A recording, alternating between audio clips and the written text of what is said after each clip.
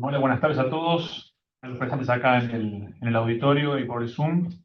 Eh, Somos acá el equipo de jefatura de residentes del Hospital Garrahan. Tenemos el cordial aviso de que ya está la inscripción lista para las jornadas de becarios y residentes del área de terapia intensiva del hospital, 14 y 15 de julio, ¿sí? Tanto para médicos como para otros becarios y residentes también, su propia formación de otras especialidades relacionadas a terapia intensiva, así que están todos cordialmente invitados, ¿sí? En el corto tiempo también después de la inscripción va a tener posibilidad de fijarse el listado de talleres que están incluidos con la inscripción de las jornadas, temas inherentes a la terapia intensiva, desde casos clínicos, escenarios de simulación, terapia reemplazacional, ventilación invasiva, etcétera. Así que esperemos que les sirva un montón. Y al mismo tiempo también van a poder presentar trabajos. Así que los motivamos en que Recording in progress. presentar también. Otro aviso parroquial, por una cuestión de modificación en el cronograma, la clase de simulación cardiovascular que forma parte de este módulo del curso superior, que estaba programada para la semana que viene, se va a terminar realizando el jueves 22 de mayo, con la idea de motivarlos a todos los que puedan venir físicamente al Hospital Garrahan para poder participar en persona. Estaríamos más que encantados, ¿sí? Así que bueno, eso por ese lado. Y por último, lo que nos compete al día de la fecha, tenemos presente al doctor Ricardo Rodríguez, de la unidad UCI 35, que nos va a dar hoy RCP en el paciente cardiovascular. Así que ahora terminamos de ultimar algunos detalles con la computadora y ya estamos con ustedes. Muchas gracias.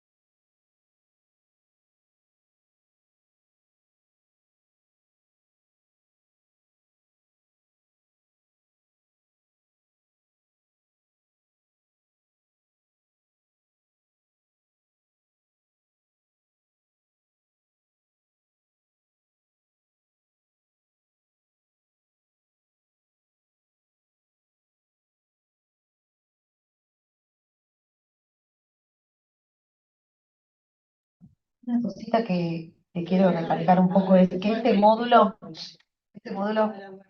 es un poquito extenso también, vieron que es cardio, después viene el paciente quemado y después manejo de paciente quemado.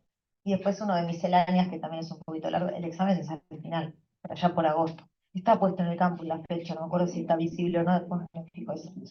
Vayan estudiando y mirando las clases porque el examen es en agosto. El de cardio solo no se rinde. El cardio con los otros dos. Y recuerden lo que dijo Javi recién, sobre todo para las sedes que están conectadas por Zoom y que puedan acercarse el 22 de mayo a simulación de cardio, que estaría bueno. Va a haber un impacto. Pues el que viene dan un tema de quemados, porque hay una jornada de los cardiólogos, y se saltea al 22 la simulación, que está espectacular y es el cierre del módulo. Está muy bueno. Si pueden rechequear todas las clases de cardio porque realmente es muy completo. Bueno, Ricardo Rodríguez, muchas gracias. No. Gracias.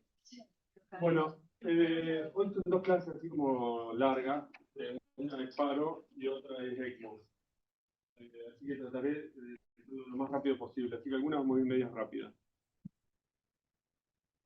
El paro, nosotros estamos acostumbrados al PAL que nos enseña determinadas formas de reanimación.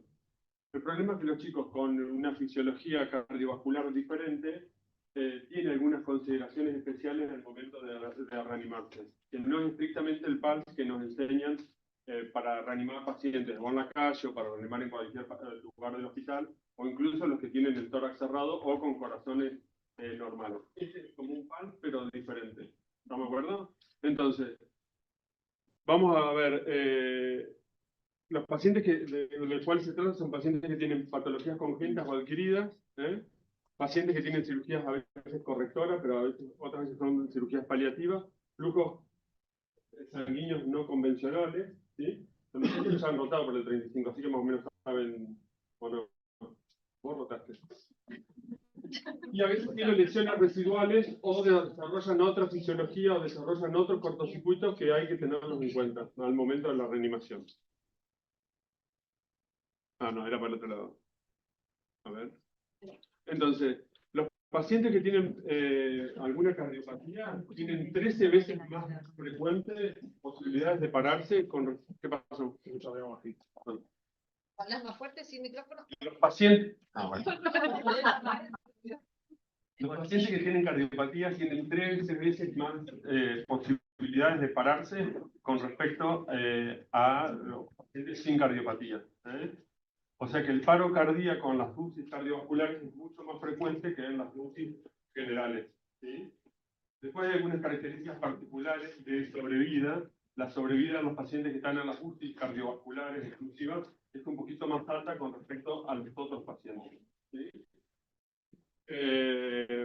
Los factores de riesgo que predisponen a un paro cardíaco en una UCI cardiovascular es la prematuridad de bajo peso, los pacientes con ventrículo único, que ya lo han visto y lo saben, los pacientes que tienen arritmias, que son bastante frecuentes, los pacientes que tienen hipertensión pulmonar, que puede llevar a un paro cardíaco, los pacientes con síndrome genético, sepsis, insuficiencia renal o ARM previa también son factores de riesgo, los pacientes que están en ECMO antes de estar en paro antes del paro cardíaco también es un factor de riesgo.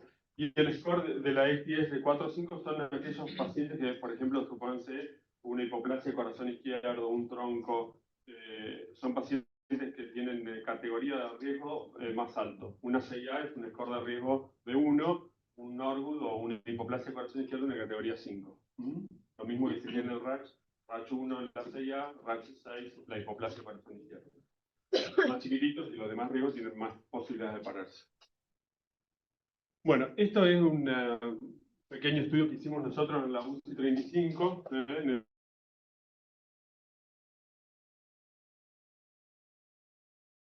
De estos 50 pacientes se pararon, ¿sí? Acá No hay el para adelante y para atrás. No, pero el láser no da en la pantalla. Ah. ¿Querés que te señale con el mouse? El Zoom no sabe si no. Hay que señalar. De estos pacientes,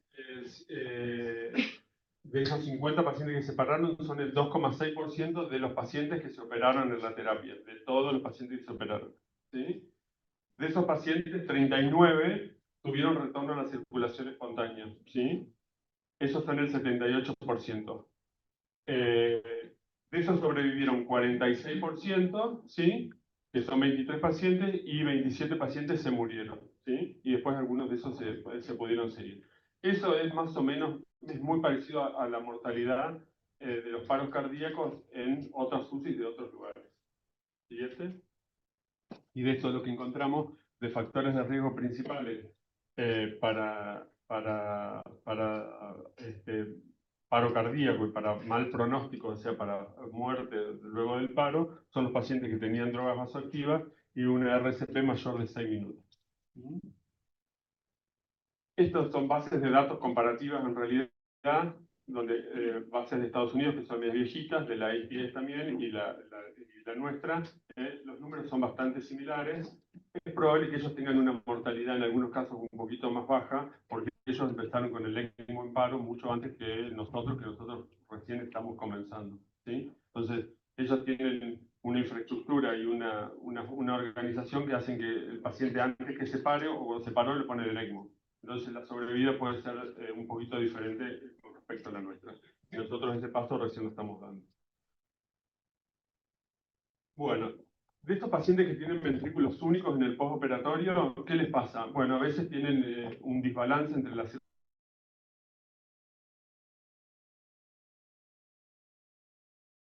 de la demanda de oxígeno, que hace que tengan un mayor trabajo del miocardio. A veces tienen una anastomosis subclavio pulmonar o plaque palsy, que hace que sea el flujo pulmonar o el flujo sistémico, en general pulmonar, sea dependiente de esa anastomosis. Por lo tanto, si esa anastomosis se tapa, no tiene flujo y el paciente se para, ¿sí? Entonces, las acciones que uno va a hacer en ese momento, y bueno, por ahí tienen que diferir en un cacho más allá del masaje cardíaco y la adrenalina, ¿sí? Bajo gasto cardíaco inherente a la cirugía, la mayoría de nuestros pacientes que tienen cirugía con bomba tienen eso. Lo principal es prevenir el paro, no que el paro tener el paro cardíaco, sino la prevención del paro cardíaco. En eso tenemos que trabajar, porque una vez que ya está en el paro, ya estamos en el desastre. Entonces tenemos que adelantarnos y tenemos que estar un paso antes de eso. Entonces, reconocer los pacientes que tienen bajo gasto cardíaco. Acuérdense esto que hacemos todos los días, saturación venosa, ácido láctico, diuresis, requerimientos de inotrópicos, perfusión periférica. Hacemos con los pacientes todos los días, que le tocamos los pies todos los días, a ver cómo están y cómo hacen pis y cuánto inotrópicos tienen. No hay ningún secreto en esto, es reconocer esa parte. Si un chico tiene un ácido láctico de 12 en ascenso, después tiene 22 y muy bien no está. Y si la saturación venosa de un paciente biventricular es 40 y después está en 30, y algún problema debe tener.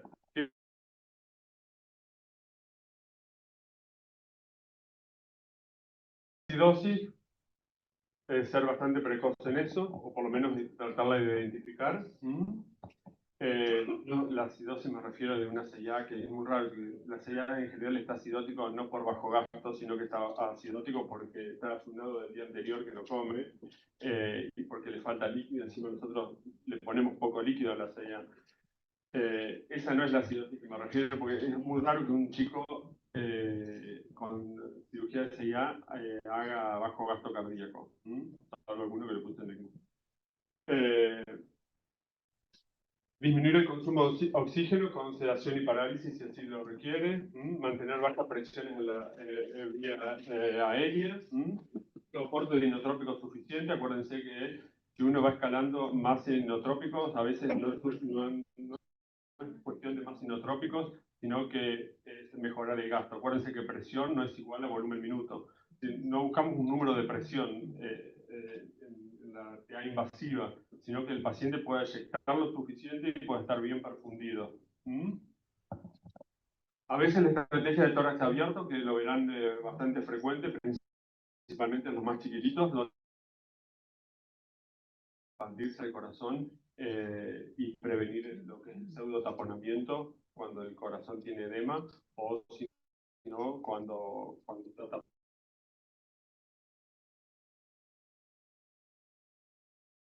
La hiperventilación o la vasodilatación a los que tienen fisiología de ventrículos únicos, y esto es no alterar el QPQS y siempre pensar en esa fisiología.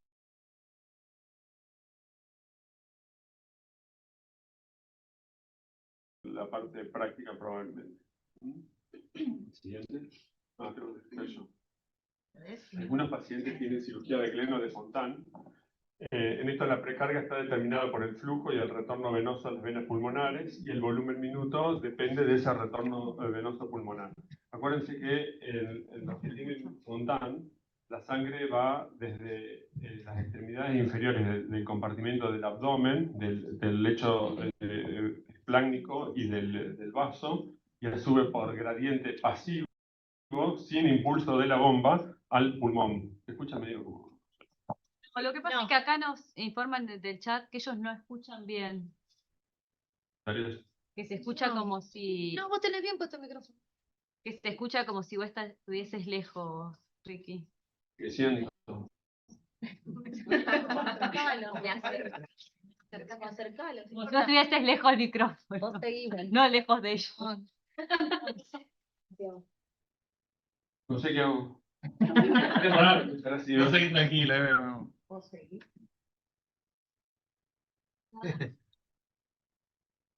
Tengo papa, Bueno, acuérdense que entonces la sangre va de los reservorios espláncnico y pasivo asciende hacia el pulmón. ¿Estamos de acuerdo? No está impulsado en el frontal, no tiene una bomba que lo impulse, ¿sí? Por lo tanto, depende de la diferencia de presiones. Si las presiones pulmonares, por alguna razón, son altas, ¿sí? Las resistencias vasculares pulmonares son altas, porque el chico tiene resistencias propias de la enfermedad, o porque tiene neumonía, o porque tiene atelectasia, o porque...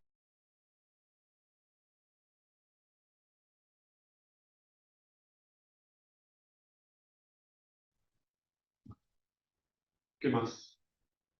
Esto ya lo pasamos.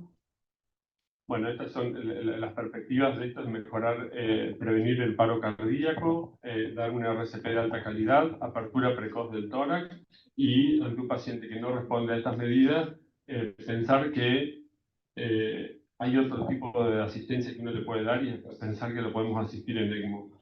Cuando yo era residente como ustedes, pensaba, bueno, llegamos a una gama y una gama, en la polivalente, en la cardiovascular nunca. Y bueno, y listo, no hay otra cosa para hacer, pero no había ECMO. Ahora sí podemos pensar que hay una alternativa. No todos los pacientes pueden asistir, pero el solo hecho de pensarlo y decir, ¿este podría ir? ¿Sí o no? Entonces hay que adelantarse a ese pensamiento. ¿Mm?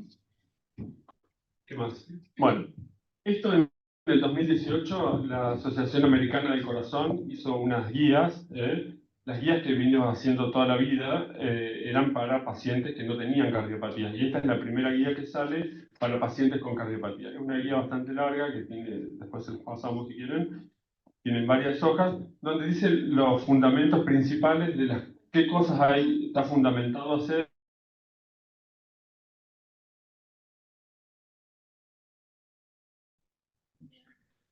¿Qué particularidades tienen los pacientes nuestros o los con cardiopatías en el contexto de la terapia intensiva, vuelvo a decir, no en la calle? ¿Sí? Los pacientes están monitorizados en forma permanente. En general, los pacientes más graves están ventilados. ¿Sí? Bueno, me sacaron el speech. Y están muy monitorizados, pero muy monitorizados, ¿sí? Acuérdense que nosotros a esto le ponemos full monitoreo. Tiene una onda de la arteria, que en el caso, una onda arterial sea invasiva, no podemos tener un paciente con inotropía.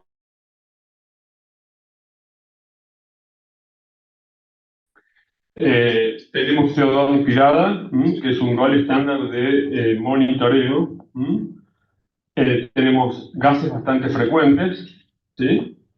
A veces tenemos presión en la arteria pulmonar, no es lo más frecuente, en algunos pacientes lo requieren, y lo que es más frecuente es presión en la aurícula izquierda. ¿Sí? Tenemos electrocardiograma continuo, ¿sí? ¿Estamos de acuerdo? Y saturación continua. Salvo que nos olvidemos ponérselo, pero debería...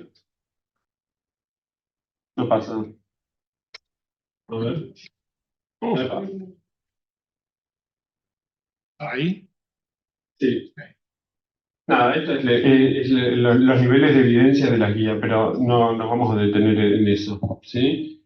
Esto ya lo habíamos visto previamente, que eran los factores de riesgo para el paro cardíaco. Y esto que por ahí les va a interesar un cacho, espera un cachito, esto, ¿sí? Esto que habíamos dicho de patología, de sospecha de yuno ocluido, ¿sí? El paciente, si tiene el yuno ocluido, va a tener hipoxemia, y uno de los monitoreos principales que tiene que tener este paciente, sí o sí lo tiene que tener, no le puede faltar, es la CO2 expirada, porque la CO2 expirada nos va a hablar de cuánto flujo pulmonar tiene. ¿Qué pasa cuando uno se para? Cuando no hay flujo pulmonar. Entonces la CO2 expirada, ¿cómo es? No la tiene, ¿sí? Si no, el corazón no manda flujo hacia el pulmón, la CO2 expirada es cero, ¿sí? Y eso a nosotros nos tiene que dar la pauta de que el corazón está parado, ¿sí? Eso hay que grabárselo a fuego. Y es el monitoreo principal de un paciente con anastomosis, ¿sí? Si está hipóxico, ¿qué le damos? Oxígeno, ¿sí? Ni 0,21 ni 0,3, le damos oxígeno del 100%. Está en paro hasta que se demuestre lo contrario, que no lo necesita. Si hipoxia, oxígeno. Sí. ¿Sí? Después veremos si lo necesita tanto, necesita mucho o poco. ¿Sí? ¿Estamos de acuerdo? Si el chico tiene una oclusión de una anastomosis, ¿sí? Donde le lleva flujo hacia el pulmón, ¿sí? Lo que yo voy a hacer es aumentar las resistencias vasculares sistémicas con drogas vasoconstrictoras para forzar el flujo que yunté de izquierda a derecha, para que vaya hacia el pulmón. ¿Estamos de acuerdo? Bueno, le voy a dar un bolo de heparina, 50 a 100 unidades por kilo, y mientras otro va a estar llamando al cirujano, ¿sí? Anastomosis tapada es anastomosis cambiada, ¿sí? Entonces llamamos, mientras estamos haciendo eso, lo estamos reanimando con estos tips, lo estamos llamando al cirujano para que venga a rehacerle la anastomosis. No es infrecuente, alguna vez pasa. Es el paciente más difícil de controlar en la terapia cardiovascular, ¿sí? Yo particularmente prefiero una hipoplasia y no uno de estos. No sé si tú, un chico. Bueno, los pacientes con Fontan, bueno, dijimos que los hipoplasias eran también un grupo que tenían alta mortalidad. Tenemos que reconocer la fisiología, tenemos que hacer las compresiones torácicas, pero ojo con las compresiones torácicas. Acuérdense que en el Fontan va a depender de cuándo se expanda el corazón, ¿sí? Si nosotros hacemos una compresión tras otra, no vamos a permitirle que la sangre vaya de los reservorios hacia el pulmón. Acuérdense que tiene que ir primero de los reservorios hacia el pulmón y del pulmón tiene que ir hacia hasta la aurícula única. ¿Estamos de acuerdo? Por lo tanto, si nosotros no le damos ese tiempo de reexpansión, eso no va a suceder, ¿sí? Y acuérdense que las presiones pulmonares tienen que ser lo más baja posible, ¿sí? Para que la sangre vaya, ¿sí? Entonces, estrategias ventilatorias con respiración espontánea pueden mejorar el volumen minuto, pero bueno, si está en paro no va a ser respiración espontánea, sino que estos son para la prevención. Los pacientes con hipoxia severa toleran moderada acidosis y bajar la presión media en la vía aérea, no porque un paciente esté hipóxico significa le subo más el respirador, le subo más el respirador, le subo más el respirador, ¿sí? A veces hay que tener un poco de paciencia. Y que el paciente, si es un saturo un poco bajo unas horas, no va a pasar nada. ¿Sí? ¿Estamos de acuerdo? En el paro cardíaco, una vez que ya está el paro, la sobrevida es pobre. Intervenir antes del paro y prevención del paro en los pacientes, esa es la idea. En los pacientes que tienen disfunción del ventrículo derecho, este es otro capítulo dentro de la terapia, estos pacientes, por ejemplo, son los que tienen cirugía con ventriculotomía, con recambio de un injerto, o cirugía de Fallot que tienen ventriculotomía, o resección infundibular. Entonces tienen disfunción sistodiastólica.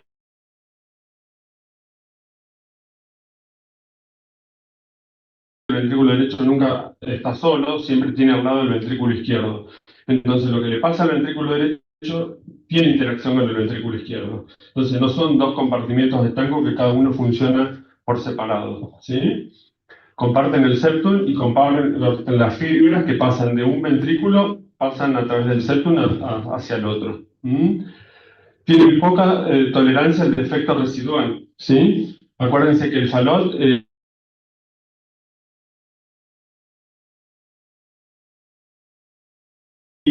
tenía la CIB. Si ahora le desobstruyeron el tracto de salida y la CIB está abierta, transformamos un paciente que estaba protegido con el flujo pulmonar con un paciente que ahora no está protegido con el flujo pulmonar. ¿Estamos? Por lo tanto, vamos a transformar en un paciente cianótico que estaba acostumbrado o que saturaba bajo con poco flujo en un paciente con hiperflujo. ¿Sí? Estos pacientes hacen frecuentemente capilaritis en tercer espacio, ¿sí? Hacen edema tisular, esto que hablamos anteriormente por el taponamiento. A veces con el respirador uno le limita el flujo pulmonar y eso hace que disminuya el retorno venoso a la aurícula izquierda, por lo tanto va a hacer que perpetúe el bajo gasto. Y acuérdense que otra patología frecuente en estos chicos, principalmente los que tienen cirugía sobre la línea media del corazón, es decir, cierre de CIB principalmente, pacientes con canal o pacientes con falot, pueden hacer SHED, ¿sí? Que es una arritmia particular de estos pacientes que se da solamente en el postquirúrgico, que es una taquicardia ectópica, que eso les produce, de perpetuarse, les produce bajo gasto y les produce paro cardíaco, ¿sí? Entonces uno tiene que adelantarse a la prevención de eso.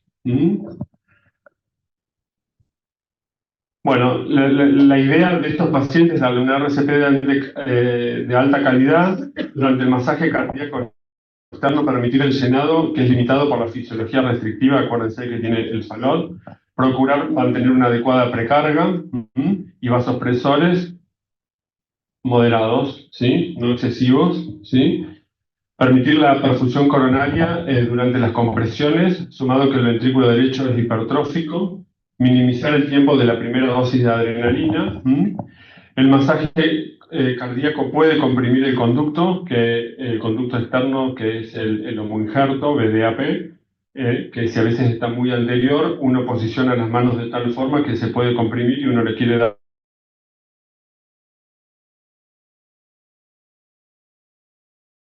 Tienen el tórax abierto y bueno, por ahí una indicación es abrirlo rápidamente y hacer masaje cardíaco interno. Vamos a pasar más rápido, esto también. Y desde hace unos años salieron unas guías de la Sociedad Europea y la Sociedad Americana de Cirugía Cardiovascular, donde dice algunas directrices de cómo reanimar a los pacientes con cardiopatía, pacientes operados del corazón.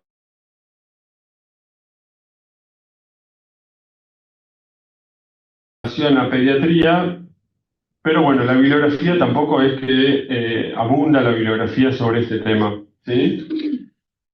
Hay una sociedad que se encarga de divulgar este conocimiento, así como está el PALS, bueno, hay otra sociedad que se llama CALS, ¿sí?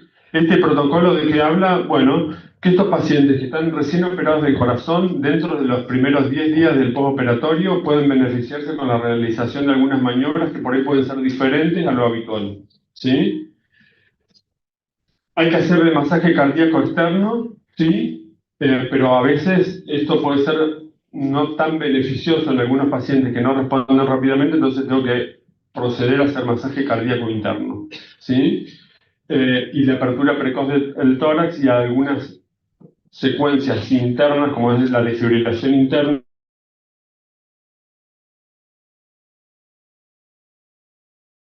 Dicho, vemos las dos ondas del monitor, ¿sí?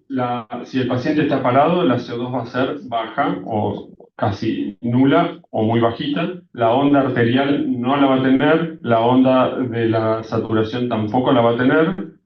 ¿Y cuál más me falta? Y el electrocardiograma va a tener algunos de los ritmos que vamos a ver ahora.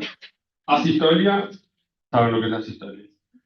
Actividad eléctrica sin pulso es el paro más difícil de diagnosticar porque el paciente tiene actividad eléctrica, pero yo le toco los pulsos y no los tiene, ¿sí? ¿Estamos? Y ese tiene el paciente indicación de reanimar porque el corazón le anda, pero no tiene perfusión distal, ¿sí? La fibrilación ventricular, taquicardia ventricular o la fibrilación ventricular sin pulso y la fibrilación ventricular. ¿Estamos de acuerdo? Son los 4 principales ritmos que requieren una reanimación enérgica. ¿Sí? Las ondas, dijimos, la arterial, la oximetría, la CO2 expirada, y vamos a ver, como veíamos en el PALS, exactamente lo mismo, vamos a ver las H. Vamos a ver si tiene hipovolemia, hipoxemia, ¿sí? Que son bastante frecuentes, hidrogeniones se refiere a la presencia de acidosis, hipoglucemia, que es poco habitual, pero hay que pensarlo principalmente en los recién nacidos, o hiperpotasemia, que nos pasó hace poco, que son bastante frecuentes, y acuérdense que el corazón funciona con sodio y con potasio, con una cosa que se llama bomba de sodio y de potasio. Por lo tanto, tenemos que tener valores normales. ¿Sí? Hipotermia, que es muy raro, y esto se refiere más a pacientes que en realidad están sumergidos. Por ahora no los sumergimos a los chicos.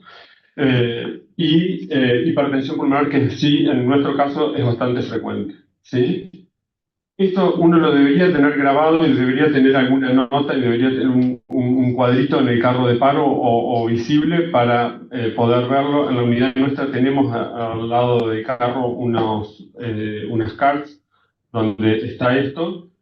Pero bueno, uno debería repasarlos rápidamente para ir descartando todas estas causas, ¿sí? Neumotórax hipertensivo también es bastante frecuente.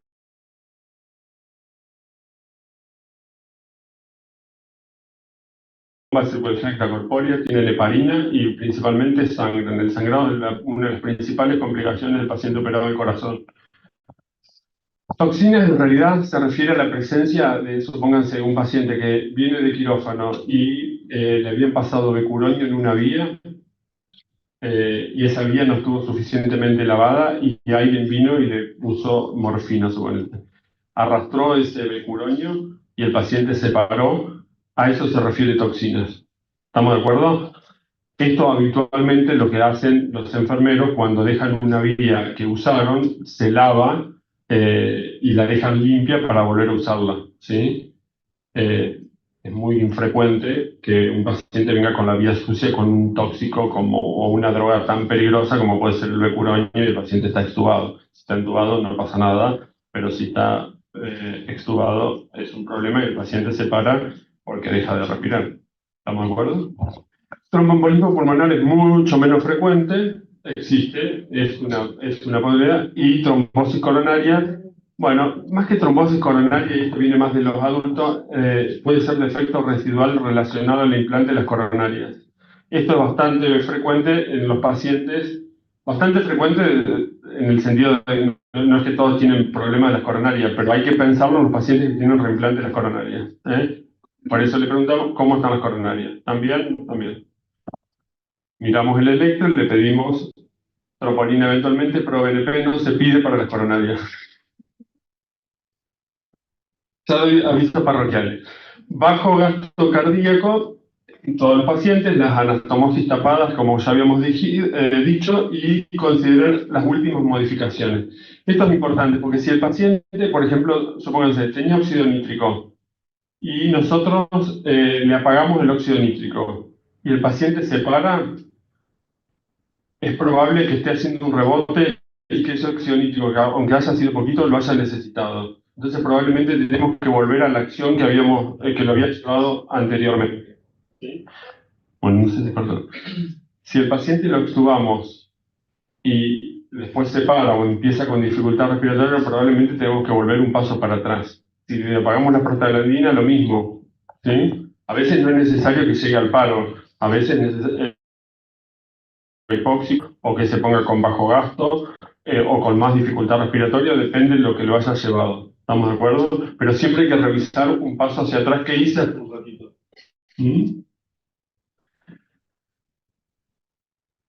Esta asociación de reanimación que se llama CALS, que es de la Sociedad Europea y la Americana, lo que hace la distribución de los roles. ¿Sí? Entonces, bueno, hay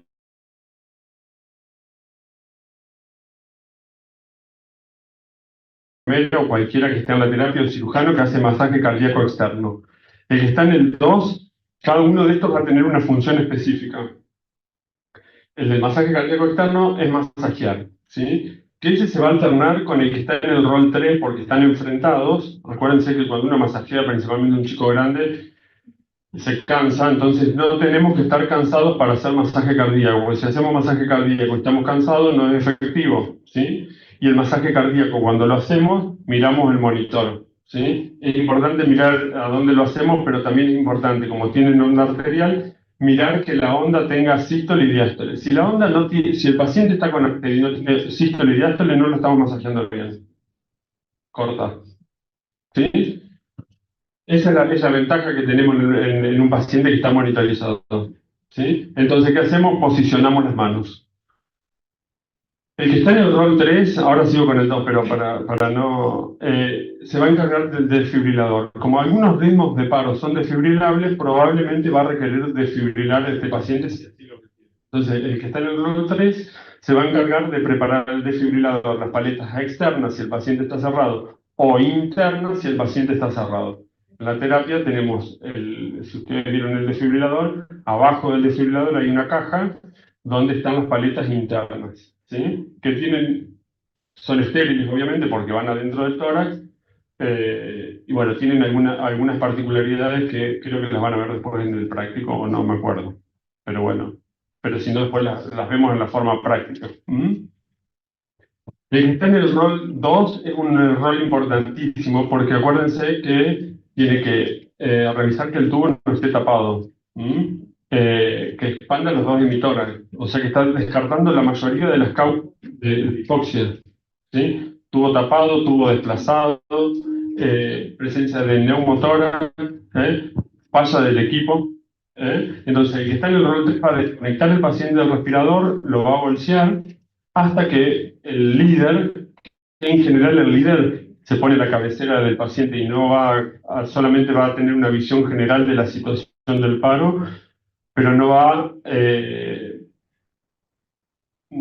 a hacer ninguna maniobra específica, ¿sí?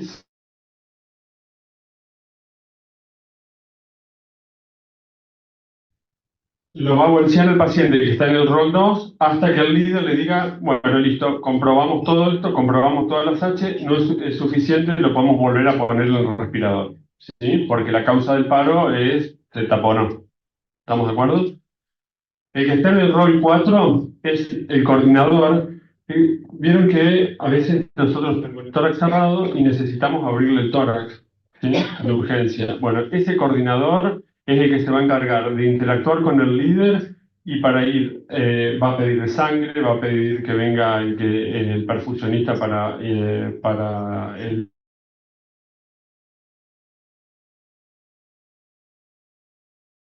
llegar al diagnóstico. ¿Estamos de acuerdo? El número 5 es el encargado de las bombas. Las bombas, vieron que pasan un montón de medicación en los pacientes graves, ¿sí? Entonces, el que está encargado de las bombas se va a encargar de cerrar todas las bombas porque las dudas que alguna de esas toxinas le esté pasando inadvertidamente al paciente y eso lo haya llevado al paro cardíaco, por ejemplo, una hidratación parenteral con mucho potasio que le pasó inadvertidamente y eso lo llevó, entonces va a cerrar todas las bombas menos la bomba de la adrenalina, que va a quedar pasando a 1 mililitro, ¿sí? No porque la dosis que le vayamos a pasar de la infusión de la adrenalina endovenosa continua lo vaya a sacar del paro, porque no lo va a sacar nunca del paro. Si le vamos a dar una dosis de adrenalina, tiene que ser una dosis de adrenalina adecuada endovenosa en bolo. ¿Estamos de acuerdo? Por una cuestión de seguridad y para que la vía no se tape, en el protocolo nuestro lo que se decidió hacer es dejar la bomba, solamente la adrenalina pasando a 1 mililitro. Cuando se comprueba que todo está funcionando bien y que la causa del paro está por fuera de las bombas, el líder puede decir, bueno, sigamos goteando adrenalina, sigamos goteando amiodarona, lo que sea. ¿Estamos? Y lo que se agrega nuevo es el rol 7. El rol 7 es una mesa de esternotomía, ¿sí? Esto es 2 cirujanos o un intensivista y un cirujano, o 2 intensivistas o un intensivista y una enfermera, que tienen que estar previamente entrenados, obviamente, que van a preparar una caja para abrir el tórax de urgencia, ¿sí? ¿Por qué el tórax de urgencia? Bueno, por esto que dijimos anteriormente, hay pacientes que en los 5 primeros minutos de la reanimación no responden al masaje cardíaco externo y en realidad están taponados, entonces uno los puede abrir, les puede aspirar el coágulo, si es que están taponados, y eso permite el corazón tener un masaje cardíaco más efectivo, ¿sí? Otra vez, perdón. Ah, Otra eventualidad es los pacientes que tienen algún tipo de arritmia severa, como la fibrilación ventricular o la taquicardia ventricular, la desfibrilación interna con las paletas internas es más efectiva que las paletas externas, ¿sí? Aún sabiendo que las chances de sacarlo de un paro, de una fibrilación, son muy bajas, ¿sí? Y cuando más tiempo uno demora en desfibrilarlo, el pronóstico es peor. Y el rol tiempo me faltó, es el rol que se va a encargar de ir contabilizando los tiempos. Hay algunas calculadoras que están buenas, que por ahí las tengan, no sé si las conocen, que se las bajen, después si no se las paso.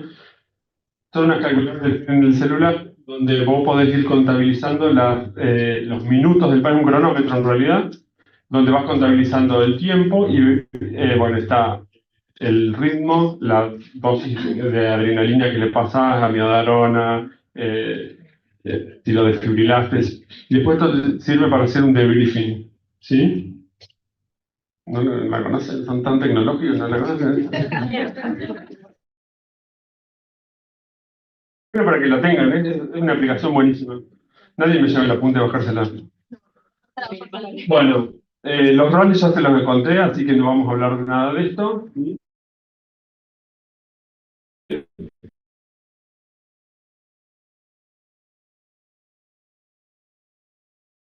A recién nacidos o neonatos, lo único que difieren es que el separador, el finoquieto, uno es para adultos y otros son separadores chiquitos para recién nacidos.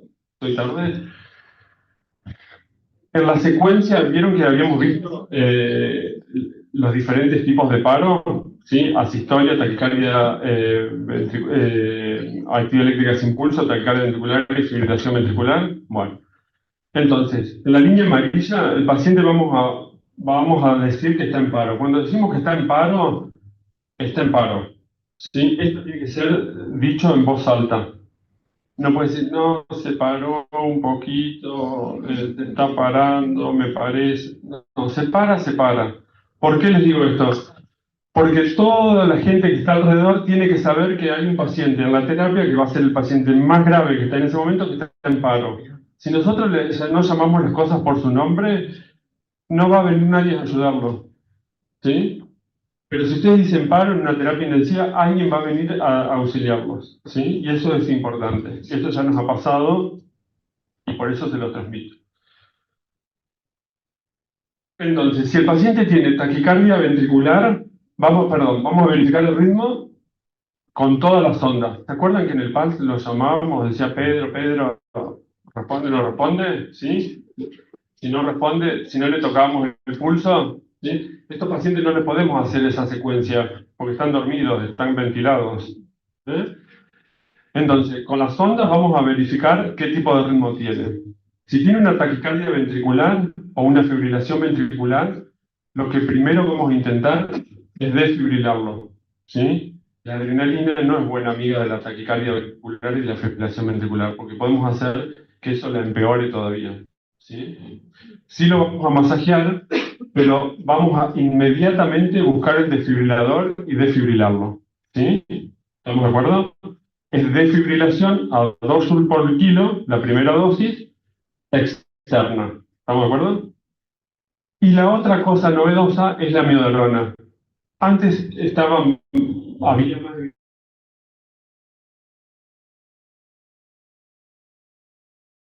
gramos por kilo endovenoso. Bueno, es la única indicación de amiodarona en bono. ¿Sí? Esto acuérdenselo. En un paciente que tiene una arritmia, que tiene un SHED o que tiene otro tipo de arritmia que requiere amiodarona, es en goteo. En bolo es la única en la terapia. ¿Sí? Estas dos primeras flechas serían los 5 primeros minutos. ¿Sí? Entonces yo en esos 5 minutos tengo que proveerle un buen masaje cardíaco, tengo que identificar la causa del paro y si logra el paciente salir, bueno, seguirá con la atención de un paciente grave posparo. ¿Sí? Si en esos 5 minutos, que es bastante el tiempo, no es tan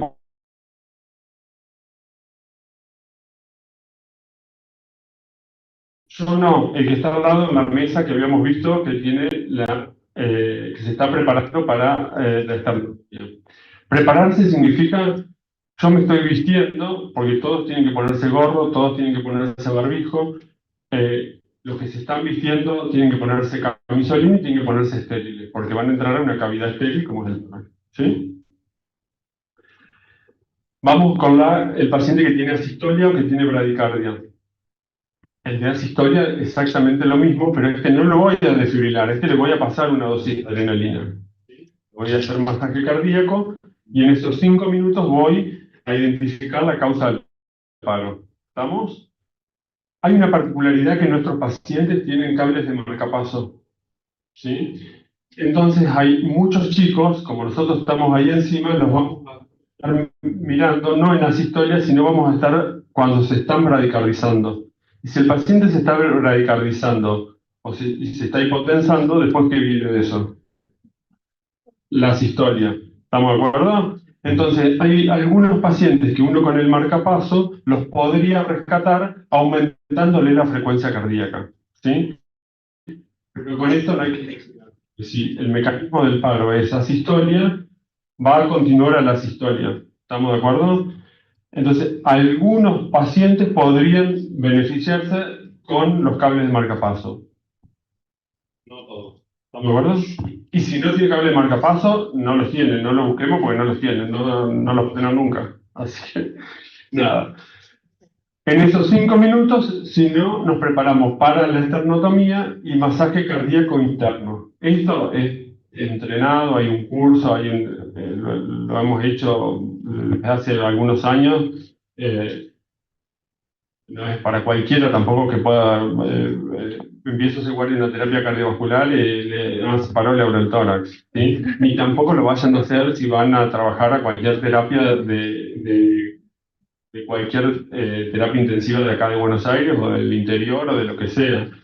Acuérdense que los cirujanos cardiovasculares, en general los cirujanos son muy celosos de sus pacientes. Y esto es un acuerdo que tienen que tener con el cirujano, porque imagínense la cara del cirujano si llega a la terapia y dice, le abrí el tórax. Los echan. Prevengamos los despidos en las terapias intensivas, no hagan esto si no hay acuerdo interno. Esto a nosotros nos llevó muchísimos años y esto es reunión tras reunión y hablar, y presentar el protocolo, ir y venir. ¿Estamos de acuerdo? Y si tienen actividad eléctrica sin pulso, como decíamos, este es el paro por ahí más difícil de diagnosticar.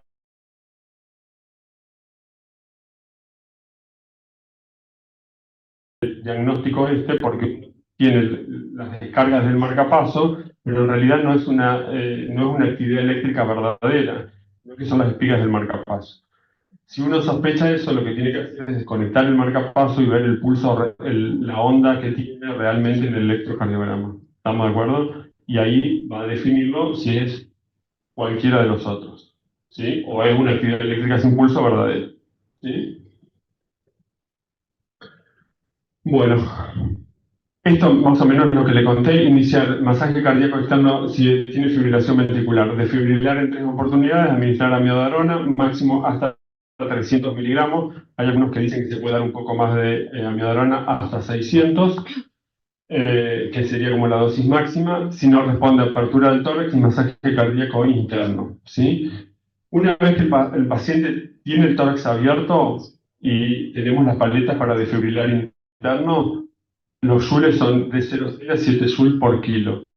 Los máximos joules que se pueden dar internos, perdón, son 50 joules. ¿Sí? El desfibrilador directamente no te deja poner más que eso. ¿Sí? Cuando uno le pone el cable de las paletas internas, se setea automáticamente y hasta 50. Más de eso no intentes porque no se va a poder. Porque si no se quema el corazón. Lo mismo si tiene asistolia bradicardia, ya dijimos lo mismo, masaje cardíaco externo, iniciar la adrenalina igual diluida a 0,1 por kilo, 1 en 10.000, cada 3 a 5 minutos, y eso tiene que estar posiblemente registrado. Y si no responde a apertura del tórax, masaje cardíaco interno. ¿Sí? Y lo otro de actividad eléctrica sin pulso, ya lo hablamos también, es exactamente lo mismo. ¿Sí? El marcapaso que tenemos nosotros, la unidad, siempre está bueno reconocer qué tipo de aparatos contamos, así como conocemos el respirador, si tenemos paciente con marcapaso, también tenemos que ver qué marcapaso tenemos. Estos marcapasos, los que tienen un modo de emergencia, que es un botón rojo habitualmente, entonces eso lo que lo permite es disparar un modo de DDD, ¿sí? Entonces no tengo que estar seteando si lo quiero marcapasear desde el aurículo, lo quiero marcapasear desde el ventrículo, directamente es un modo de emergencia, lo seteo en DDD. ¿Sí? Y con eso sale con 80 de frecuencia cardíaca, 20 de miliamperes de output auricular y 25, perdón, de output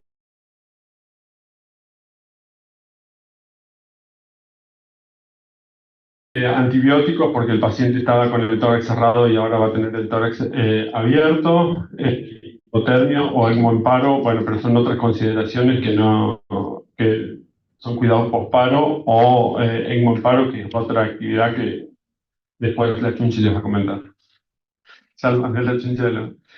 Entonces, el reconocimiento precoz del paro, pensar en estrategias diferentes de la reanimación según la fisiología que tenga el paciente.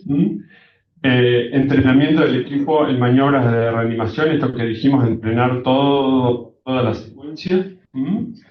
Trabajar en equipo y continuar registrando lo que hacemos para poder publicar y para poder tener datos y mostrar lo que hacemos. ¿Vamos? Y nada más. Pensé que la lengua no me dio ni una.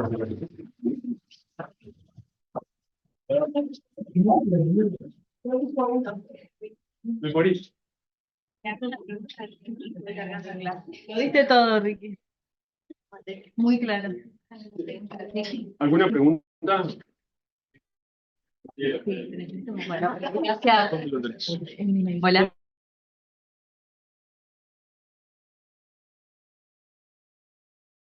Está atrás, así como en un rincón, pero esa se van a agarrar la otra semana con simulación. Creo, 22. Me parece. Bueno, Ricky, muchísimas gracias por la presentación súper clara. No sé si tienen alguna duda, alguna pregunta o algo que quieran comentar. Bueno, ahora se viene la segunda clase. Así que, nada, pueden ir al baño si quieren hasta que pongamos la clase. Hacemos un mini break de 2 minutos. La contraseña, ¿no? Puede ser con regla. Fíjate, vamos para atrás. Sí. Lo estoy tapando para que nadie lo mire. Igual está compartido, tranquilo. Acá el correo.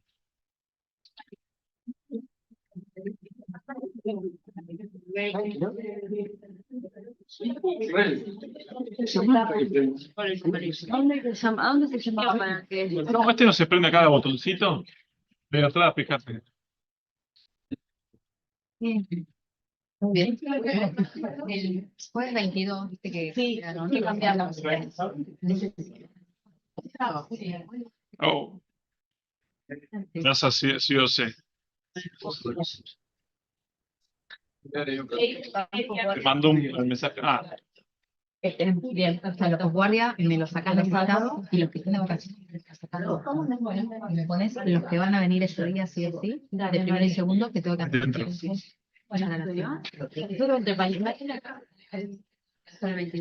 Así yo armo más o menos los grupos para mezclar primero y segundo. Bueno, ¿Está bien? dale, Macho. Yo te lo hago.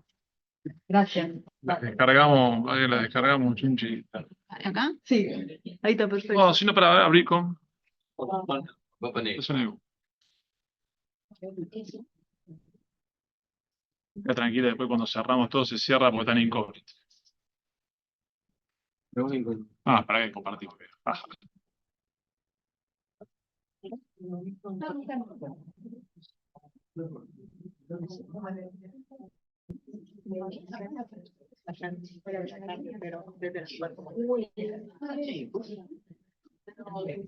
Ahora sí, Chunchi. Para abajo estás. Para abajo paso. Para arriba volví. No marca porque se va a rebotar. Bueno, para la siguiente clase vamos a tener el día de hoy la doctora María Luisa Pirán, jefa de clínica 1235, para hablar un poco sobre ECMO en el paciente cardiovascular. Por favor. ¿Por qué veo mejor? La lente. Bueno, vamos a tratar de hacer rápido. Bueno, todos saben un poco lo que es la asistencia circulatoria mecánica, ¿sí? Es un soporte circulatorio usado, digamos, para el tratamiento en el perioperatorio de niños con cardiopatía congénita, pero también se usa en el tratamiento de otras patologías que ya las van a ir viendo. Incluye todas las técnicas que se utilizan para sostener el corazón y el pulmón en forma artificial, así que solamente no es que es el ECMO, sino hay otras variaciones, y forma es, digamos, la forma de asistencia circulatoria mecánica más frecuentemente usada en pediatría y sobre todo en el postoperatorio de cirugía cardiovascular. Bueno, ustedes hay distintas formas de la utilización de la asistencia circulatoria mecánica. Me gusta más este cuadrito, que es más moderno. Ustedes van a tener que, podemos usar el soporte, el modo veno-arterial, el modo VBA, que es el veno-veno arterial, el modo veno-venoso, el modo veno-pulmonar, y dentro de lo que es también la asistencia circulatoria mecánica, o sea, el extracorporeal life support, ustedes también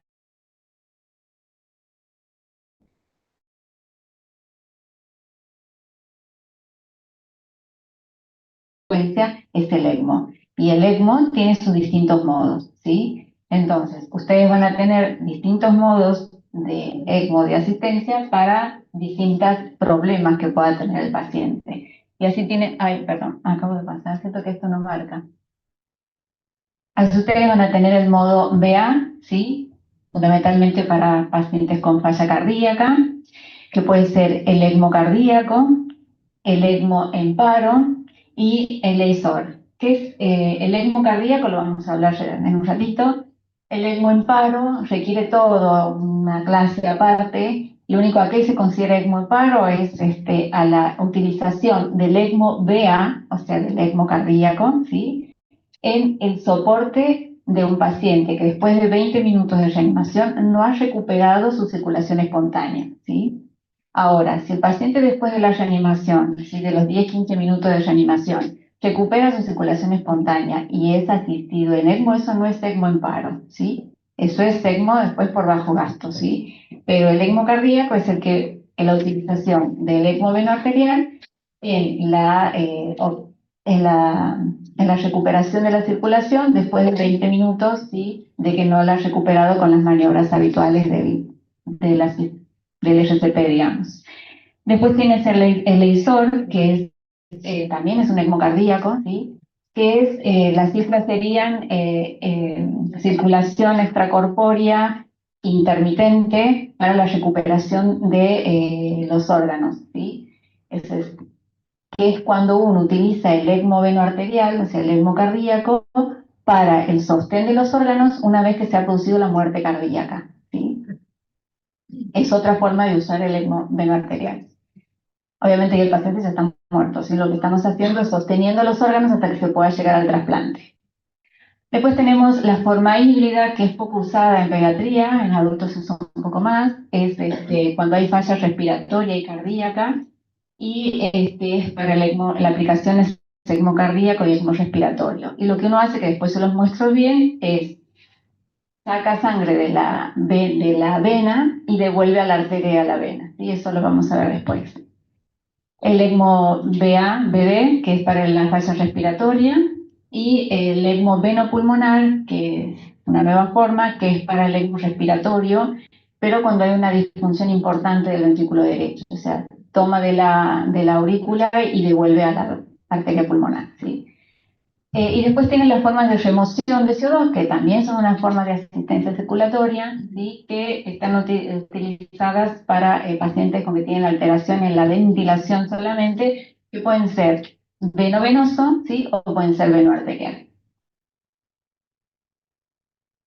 Ya no estoy volviendo para ver. Bien. Lo importante de tener que todo lo que es asistencia circulatoria, en este caso que vamos a hablar de ECMO, es un tratamiento como puente a algo. No es un tratamiento indefinido, es algo que tiene que tener un principio y tiene que tener un objetivo hacia dónde vamos. Puede ser hacia la recuperación, puede ser hacia el trasplante, o solamente puede ser un tiempo hasta que podamos decidir a dónde va el paciente. Y si no tiene posibilidad de ir hacia ninguno de los dos caminos, y hay que tener la capacidad de dar de baja, porque también puede ser un puente hacia la futilidad.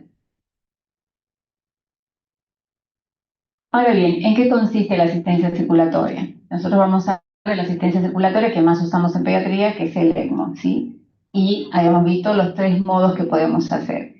Consiste, digamos, es una bomba que extrae el circuito, digamos, y extrae la sangre, ¿sí? la hace pasar por un circuito y la devuelve. Y fundamentalmente es para el soporte circulatorio y respiratorio, ¿sí?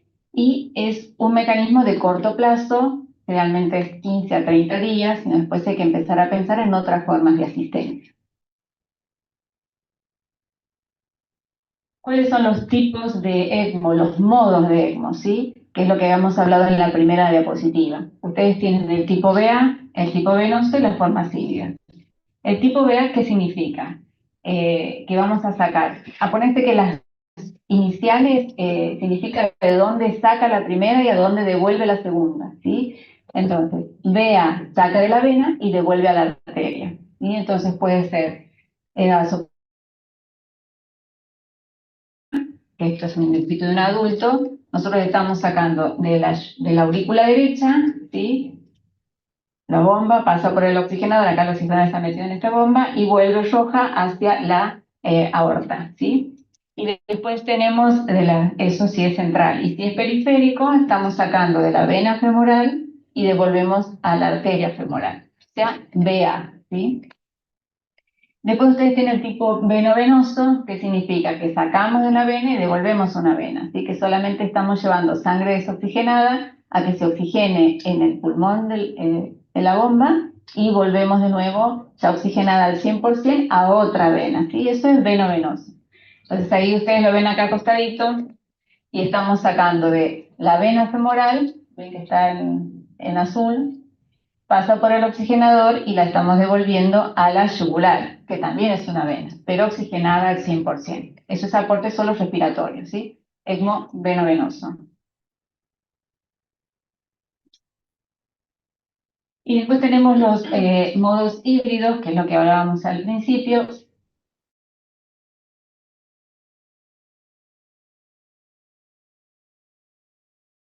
Cuando al principio el paciente tiene las dos fallas y después va recuperando el corazón, pero no el pulmón, y el pulmón queda, digamos, inyectando sangre a oxigenación más baja.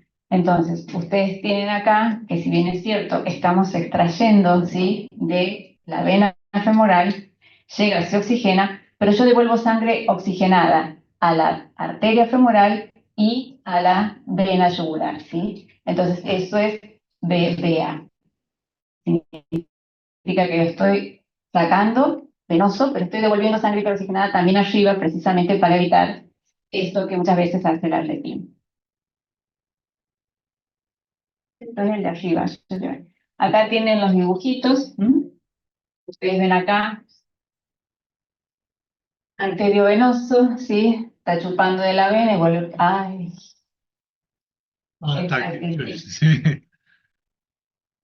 El BBA, perdón, ahí tienen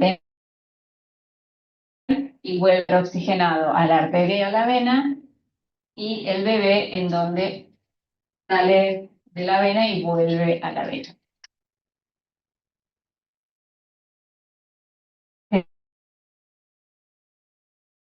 Paciente que nos va a permitir la recuperación del miocardio, la mejor perfusión sistémica y evita la falla multiorgánica. ¿Cuáles son las indicaciones? Hay mucho escrito sobre indicaciones y contraindicaciones, cada vez están haciéndose más sencillas, cada vez son más las indicaciones y menos las contraindicaciones. Entonces por ahí vamos a resumirlo. Pero las podemos dividir en relacionadas con la cirugía cardíaca y en ausencia de cirugía cardíaca. Recuerden que estamos hablando acá de ECMO cardíaco, ¿no? Entonces, relacionadas con la cirugía cardíaca, puede ser para estabilización perioperatoria. Ustedes han visto muchas veces en la terapia pacientes que han llegado y que han estado muy hipóxicos, que no lo hemos podido acomodar, o que han estado muy arrítmicos y no lo hemos podido acomodar. Entonces, previo a la cirugía es una opción, ¿sí? Falla al salir de bomba, que es quizás la causa más frecuente en el ECMO cardíaco. Síndrome de bajo gasto severo, paro cardiorrespiratorio en el periodo postoperatorio. Y en ausencia de cirugías, las miocarditis, o explante, las miales intratables y la insuficiencia respiratoria, que ya ustedes han empezado a ver. Hay situaciones especiales en donde la indicación ha sido muy controvertida y sigue en algunos casos controvertida, en otros ya no tanto, que son los ventrículos únicos. Pero fundamentalmente es por el pronóstico que tienen, digamos, a corto y a largo plazo, ¿sí? De izquierdo, ¿sí? La sobrevida de los pacientes que se han asistido es baja, es un 31%, y eso a pesar de de todos los cambios y la tecnología sigue siendo baja la sobrevida. Fundamentalmente está asociada a mayores días de REM previo, a la imposibilidad de salir de bomba, a mayor días de ECMO, ¿sí? Antes nosotros decíamos que no, la hipoplasia de corazón izquierdo no era candidata a la asistencia. Hoy en día la verdad que si se opera, era factores de mal pronóstico, como ser disfunción severa, insuficiencia de la válvula B, que eso hace que ya no sea un buen candidato para seguir el futuro del ventrículo único. Con respecto al estadio Glenn-Fontan, también la sobrevida es baja, fundamentalmente porque va acompañada mucho por trastornos neurológicos, ¿sí? No es que no se ponen, pero la morbimortalidad que tienen estos pacientes es mayor. Por eso se ve el pro y en contra en cada caso. Este es un paper, la verdad que del 2024 me parece, no me acuerdo, que la verdad que me gustó mucho, en donde están las indicaciones y las contraindicaciones. Es hecho por un grupo de Texas y Boston, donde está Ravi, que ahora creo que es un coordinador de la terapia, o ya no sé. Y la verdad que está muy bueno porque divide también las indicaciones en médicas y quirúrgicas y las situaciones especiales. Entonces, y sobre todo pone, digamos, la sobrevida en base a las distintas estadísticas. Como ven, las indicaciones médicas, la miocarditis, la cardiomiopatía, las arritmias intratables. Las arritmias intratables tienen un 100% de sobrevida al alta, las miocarditis tienen más del 50%, la sepsis, los paros cardiopulmonares. Y dentro de las quirúrgicas perioperatorias, una sobrevida del 49-48%, el ventrículo único, que nos manda la tablita 2, donde nos habla de una menor sobrevida, y el trasplante cardíaco con una buena sobrevida cuando la indicación post-trasplante es por falla del injerto, ¿sí? Después está en la siguiente tablita, está más o menos lo que le había explicado cuando hablé en la diapositiva anterior, del 2021, perdón.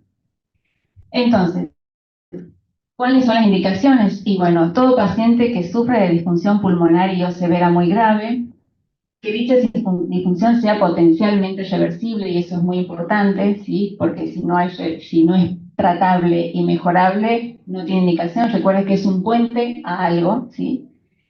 Y que haya fracasado el tratamiento convencional optimizado. Una cosa importante es nosotros, si el paciente tiene operado cardíaco y lo primero que tenemos que hacer es descartar los defectos residuales. No es que porque tenga defectos residuales no se va a asistir, sino que por ahí lo que uno puede hacer es, si no está en condiciones en ese momento de bajar, es asistirlo, pero en las próximas horas debería bajar al quirófano para resolver el defecto residual, ¿sí?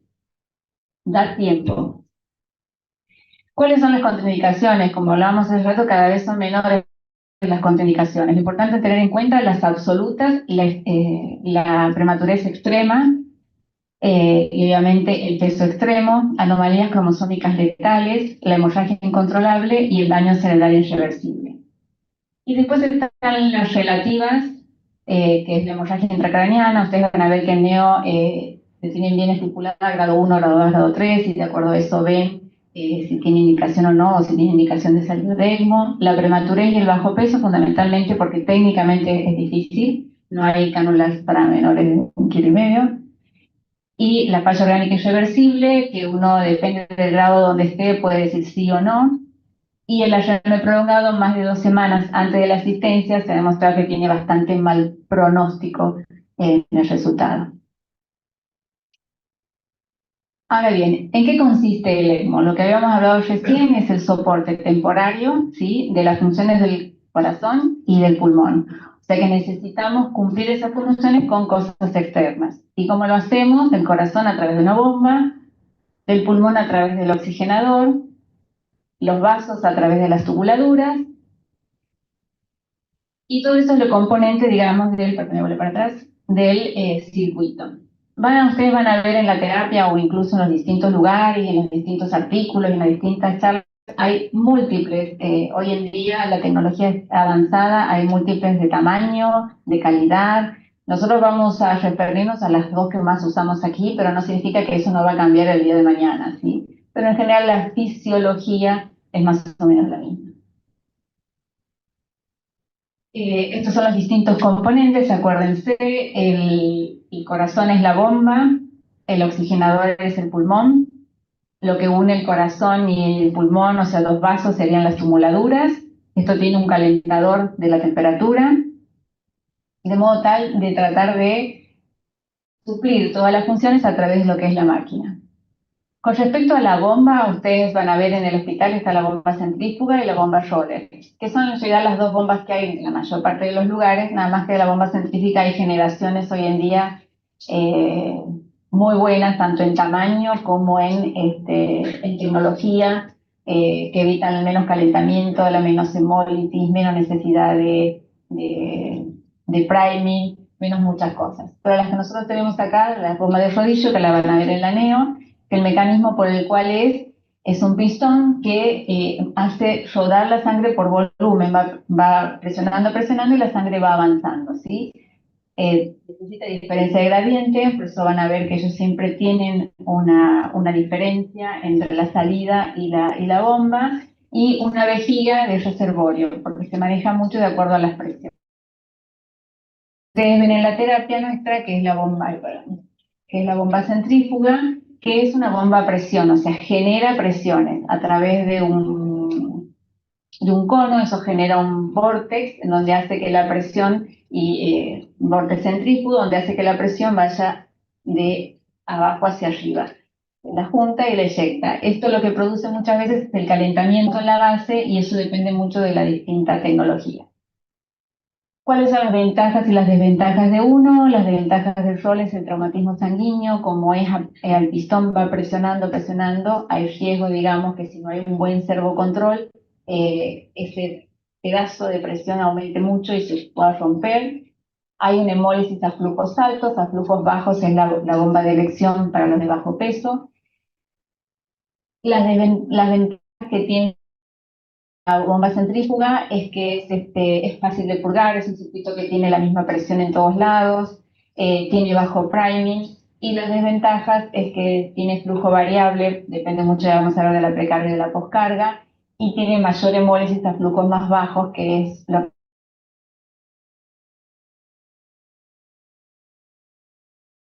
distintos tipos de bombas centrífugas que pueden tener.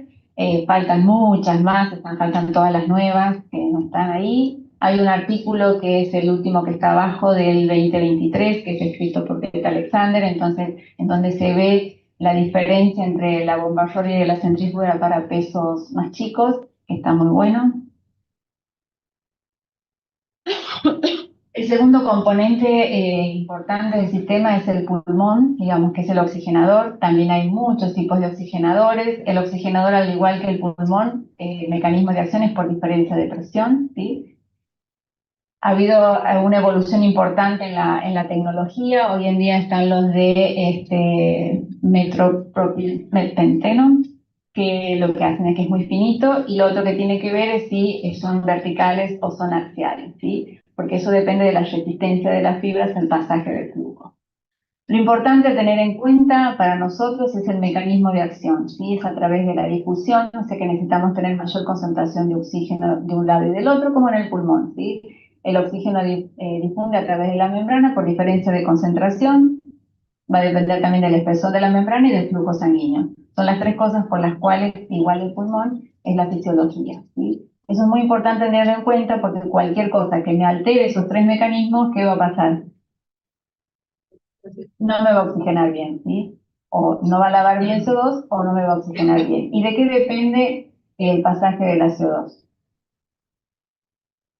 En el pulmón, ¿de qué depende? La ventilación de las diferencias de presiones, ¿sí?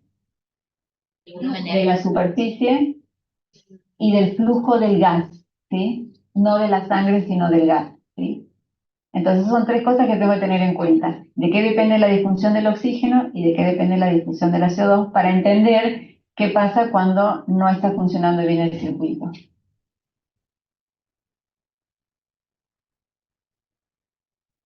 Bien, el otro componente son los vasos, ¿sí? En este caso nosotros tenemos que sacar la sangre para hacerla llegar al oxigenador. Y es muy importante la selección de la cánula. ¿De qué depende el tamaño de la cánula que nosotros elegimos? Primero, del tipo de ECMO que vamos a hacer, del modo de ECMO que vamos a hacer. Segundo, del nivel de soporte que necesita, si necesita soporte completo o parcial. Del tamaño del paciente y del vaso, por eso ustedes ven que siempre el cirujano les pide que le hagan el eco para ver el tamaño del vaso. Del lugar de la colocación, si va a ser central o periférica, y de la anatomía subyacente. En base a todos esos factores, uno elige el tipo de canulación y la cánula que va a poner.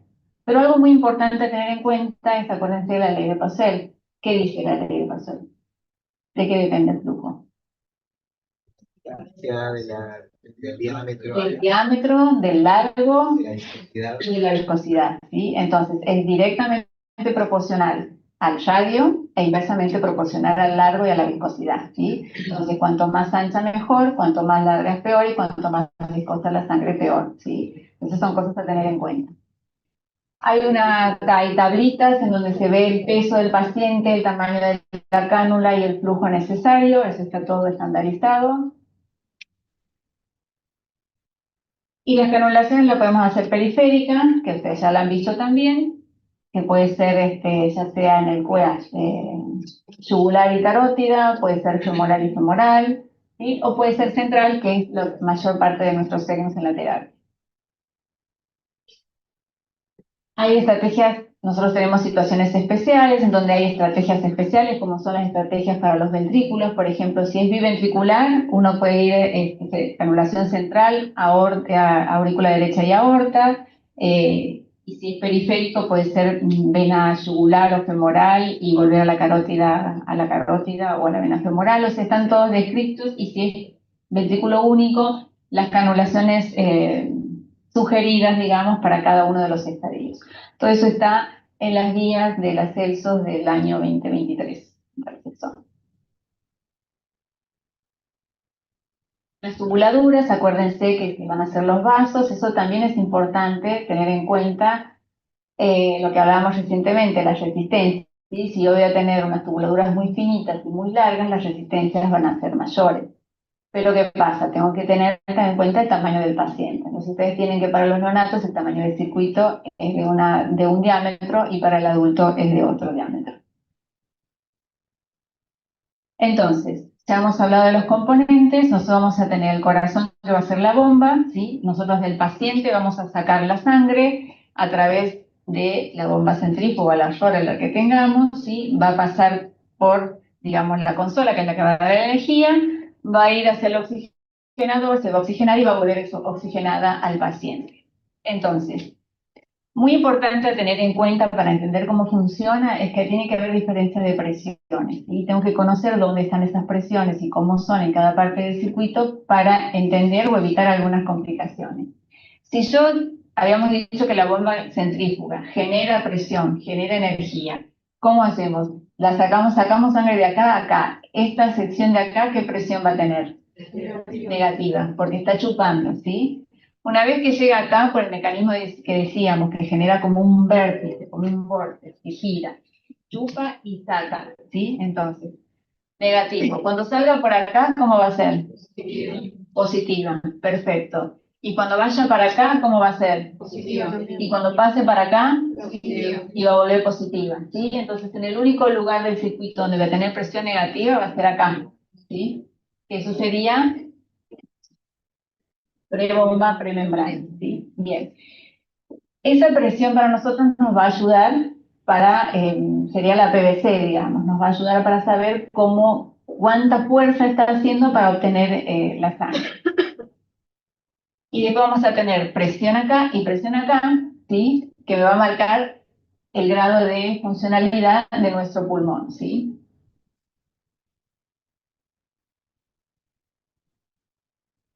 Bien. ¿Cómo funciona, digamos? tenemos que tener flujo, presiones e intercambio gaseoso. No es que nosotros prendemos la máquina y se genera todo esto.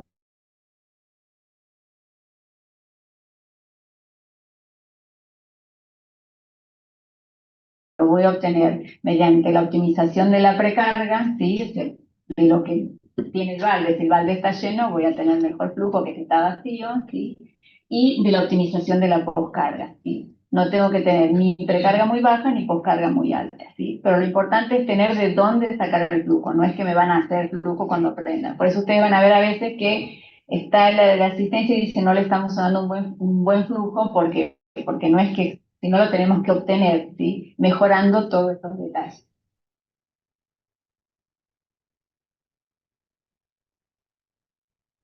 Lo que debemos decir, cuáles son los determinantes del flujo, la precarga, o sea, la presión de llenado de la PVC, la poscarga y la frecuencia cardíaca, en este caso, que nosotros no la tenemos porque está en una máquina, son las revoluciones que le damos a esa máquina. Pero eso habitualmente nosotros, a veces no es necesario tocarlo tanto, uno pone un valor estipulado y lo más importante es la precarga y la poscarga, porque yo puedo darle 80.000 revoluciones y si no tengo una buena precarga y no tengo una buena poscarga, no voy a obtener ningún flujo. Eso es importante tenerlo en cuenta, que depende mucho de la precarga y de la poscarga. El otro punto interesante a tener en cuenta para saber que hay una buena asistencia es el estado de los órganos, ¿sí? Cuando nosotros nos paramos adelante de un paciente en ECMO, tenemos que estar pensando lo mismo cuando nos paramos adelante de un paciente que no esté en ECMO, ¿sí? Tiene que estar.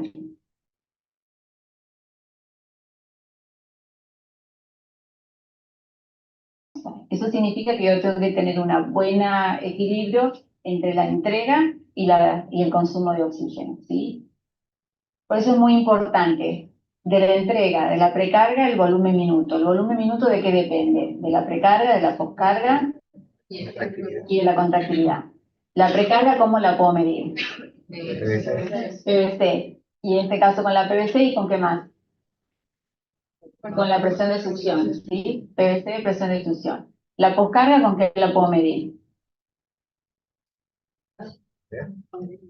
Con la TA, bien.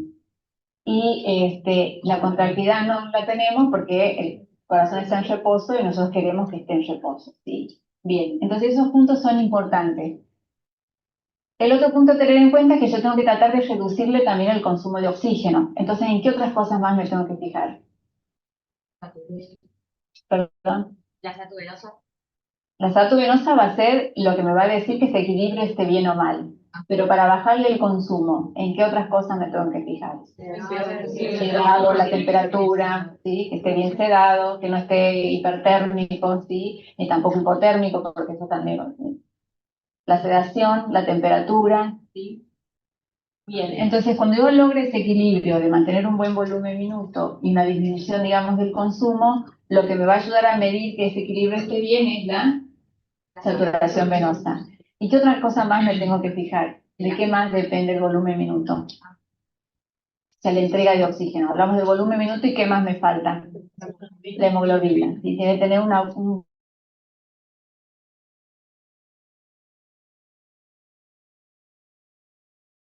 esperada que yo necesito en una persona, en un paciente normal. 60, 80. O sea, un 30% de diferencia con la. Exacto, un 60-70 está más que bien, digamos, ¿sí? Bueno, en este caso también, lo que uno busca es ese equilibrio, ¿sí? Y si eso no se logra, acuérdense, es lo mismo que pensaríamos en un paciente que no esté en el ECMO. Cómo está la precarga, cómo está la poscarga, ¿sí? ¿Qué es lo que puedo mejorar para mejorar eso, ¿sí? Y el paciente que está en ECMO tiene que estar...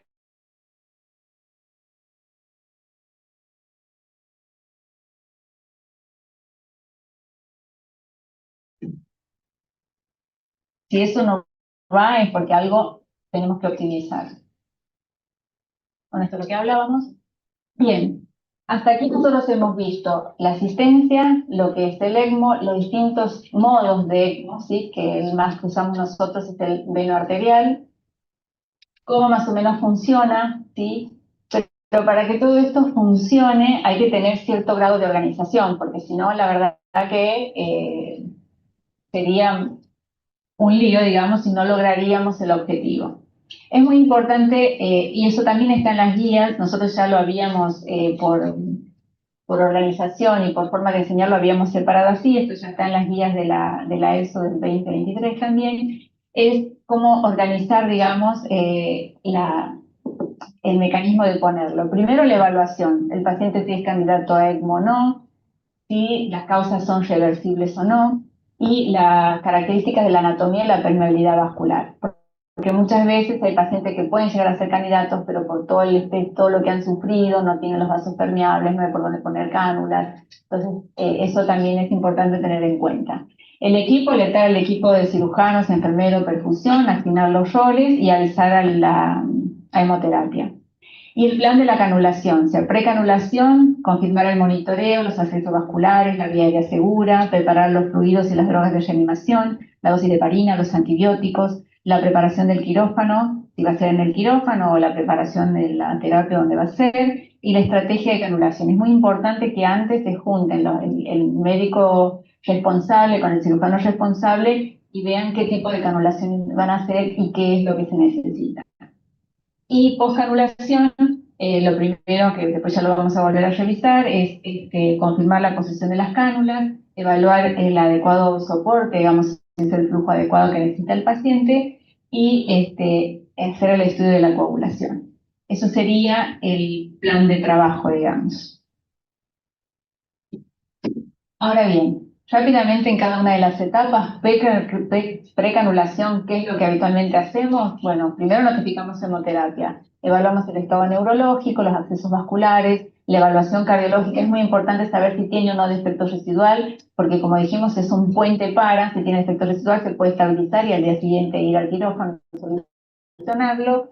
Y es muy importante también pedir el consentimiento de la familia, ¿sí? Post canulación inmediata, la placa de tórax, ¿sí? Evaluar el flujo, si es el flujo adecuado para el paciente, confirmar la correcta posición de las cánulas por placa y por eco, el hemograma para ver, digamos, la coagulación.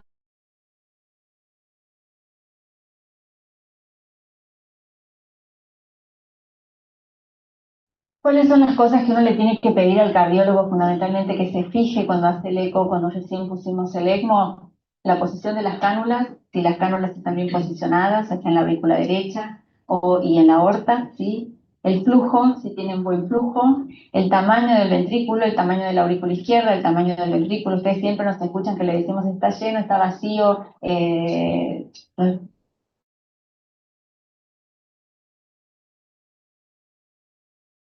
¿no? La válvula aórtica, que también es muy importante, porque eso después nos va a servir para ver si mejora o no, y en el caso de que no abra, tenemos que tomar algunas medidas. Y el tamaño y la función del ventrículo, y también el estado del ventrículo derecho. También hay que preguntarle cómo está el lado derecho del corazón. Ahí les puse donde sacamos la bibliografía. Bien, una vez que está conectado a ECMO, nosotros también por práctica lo hemos dividido por aspectos. En el aspecto cardiovascular, lo que hablábamos, el objetivo es tener una saturación venosa de 60 a 70.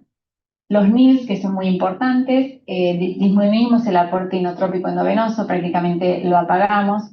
A veces dejamos adrena 0,01 mililitro como protección.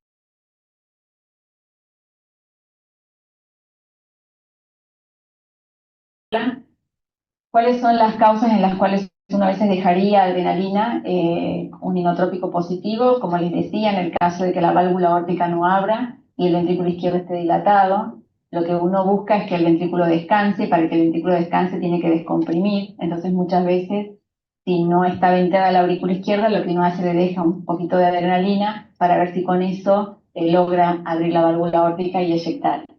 A veces se logra, a veces no, y a veces hay que poner la cánula en la aurícula izquierda.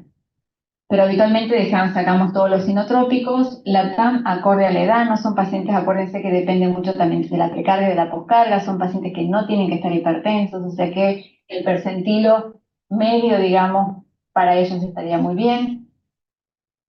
Usamos vasodilatadores en el caso de que esté hipertenso, evaluamos la respuesta diurética y el ritmo cardíaco. Si bien es cierto el paciente está en ECMO y dice, bueno, no, el ritmo no importa, no se importa, porque lo que nosotros tenemos que evitar es que el corazón se recupere. Y si el corazón no tiene un ritmo que sea normal, o sea, sinusal, ¿qué pasa? No descansa, no funciona y tiene aumento de consumo de oxígeno. Entonces, si está arrítmico, hay que solucionar la arritmia. No es que, pero hay que solucionar la arritmia. Si está fibrilado, hay que desfibrilarlo. Si tiene una taquicardia nodal, hay que tratarla. Si tiene una taquicardia supraventricular, hay que tratarla. Pero lo ideal es que tenga un ritmo sinusal. Están ahí los flujos con los que habitualmente empezamos, de acuerdo a la edad y el peso. ¿Y cómo seguimos ecocardiográficamente al paciente durante la evolución? La evolución la seguimos con la clínica y también que vamos viendo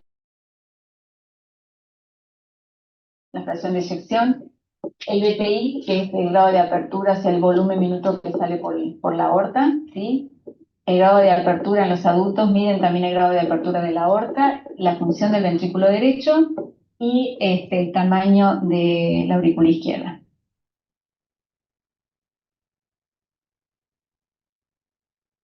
Bien.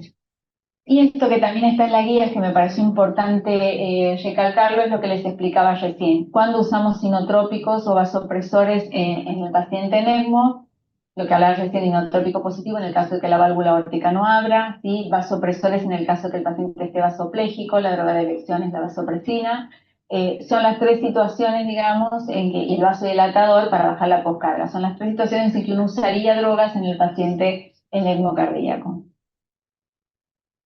Del aspecto respiratorio, ustedes más que nada saben lo que es la protección pulmonar, lo que buscamos, el paciente cardíaco por lo general el pulmón es relativamente sano, entre paréntesis, lo que sufre es de sobrecarga de volumen, así que por ahí con el balance negativo el pulmón se va limpiando, pero lo importante es tener la protección pulmonar, un BPI entre 5 y 7, no más de 25 de pico, PIB entre 6 y 8, rara vez hemos puesto 15 de PIB, una FiO2 entre 30 y 40, porque la estamos oxigenando a través del oxigenador, y la placa diaria.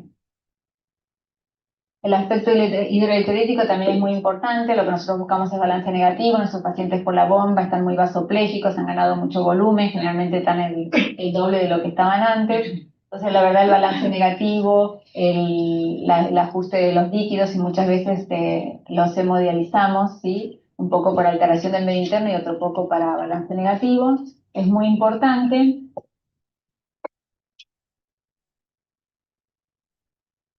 Otro punto importante a tener en cuenta es la nutrición del paciente.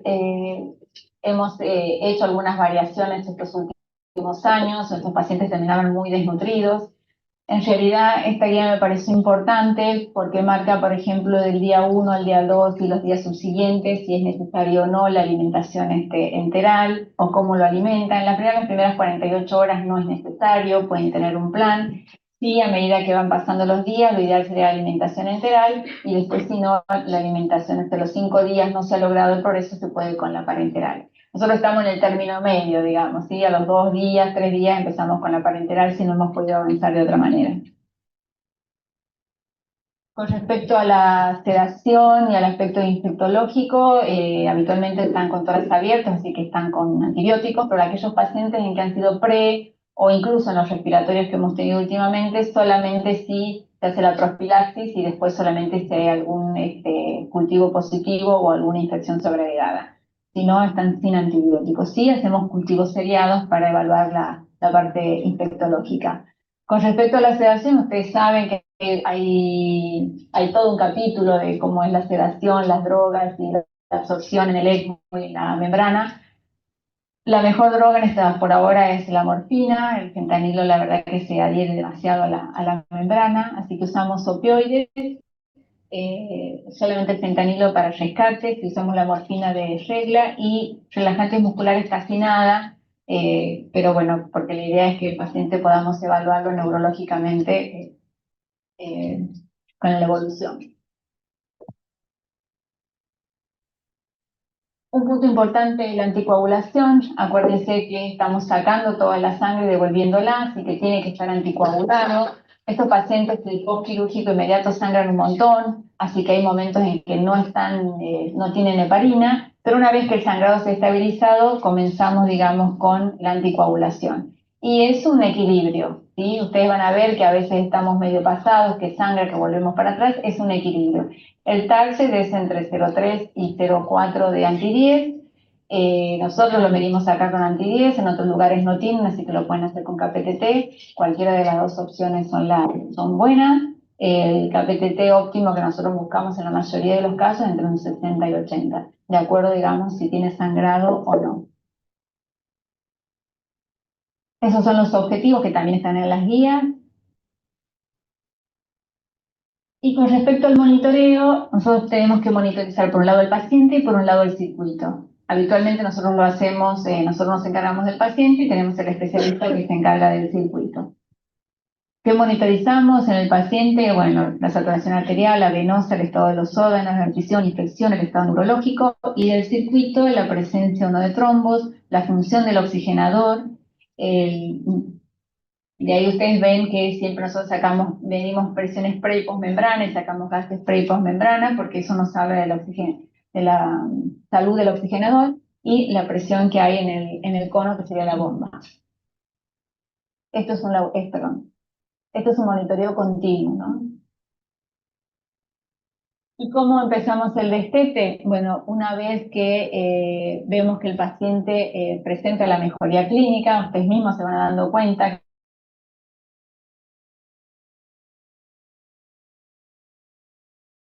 que limpió, tiene curva propia. Cuando uno va clínicamente lo va viendo, bueno, dice, bueno, podemos empezar a pensar que lo vamos a sacar. ¿Y en qué punto nos bajamos? Nos pasamos en la saturación venosa más de 70, en la saturación arterial, el oxígeno igual o mayor a 95, que tengo una presión arterial normal para la edad, que en el eco la fracción de disrupción sea de más del 30% y que haya mejoría.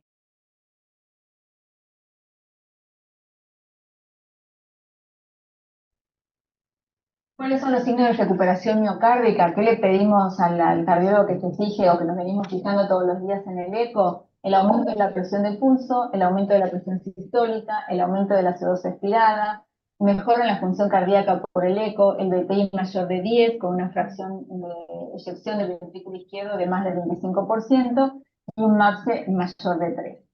Entonces, si yo ya tengo un aumento de la presión de pulso, un aumento de la presión sistólica, tengo buena CO2 expirada y todos estos índices cardiológicos y le he bajado el flujo y eso se sigue manteniendo y la verdad estamos en condiciones de salir de la asistencia. El tiempo de días medio nuestro es de 5 a 8. Por eso lo puse ahí para que... Bien, ¿cómo empezamos esto? Bueno, empezamos a poner los inotrópicos que habíamos sacado, vamos poniendo los inotrópicos de acuerdo a la patología. Hay pacientes que van a salir con un poquito más de adrenalina, otros con un poco más de vasoconstrictores, depende de la patología del paciente. Optimizamos el respirador y empezamos a bajar el flujo. Y vamos bajando, a veces bajamos rápido, a veces bajamos más lento, vamos bajando un 20 o un 30% cada 2 horas, depende de cómo va respondiendo. A veces nos lleva un día, a veces nos lleva media mañana, a veces nos lleva todo el fin de semana. Depende de mucho cómo va respondiendo el paciente, ¿sí? Lo importante tener en cuenta es que mientras vamos bajando el flujo, acuérdense que la coagulación tiene que estar más alta porque son los flujos más bajos.